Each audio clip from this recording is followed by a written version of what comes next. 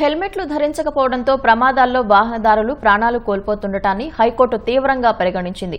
హెల్మెట్లు ధరించడం తప్పనిసరి చేయాలని రాష్ట్ర ప్రభుత్వం పోలీసులను ఆదేశించింది. మోటారు వాహన చట్ట నిబంధనలు తూచా తప్పకుండా అమలయ్యేలా చూడాలని స్పష్టం చేసింది. నిబంధనలను ఏ మేరకు అమలు చేస్తున్నారో వివరిస్తూ కౌంటర్ వేయాలని ప్రభుత్వాన్ని ఆదేశించింది. వాహనాల తనిఖీ అధికారులు, ట్రాఫిక్ పోలీసులు బాడీ కెమెరాలను తప్పనిసరిగా ధరించాలని స్పష్టం చేసింది. హెల్మెట్లు ధరించకపోవడం వల్ల కలిగే నష్టాలపై ప్రజలకు అవగాహన కల్పించాలని ఏపీ న్యాయ సేవాధికార సంస్థను ఆదేశించింది.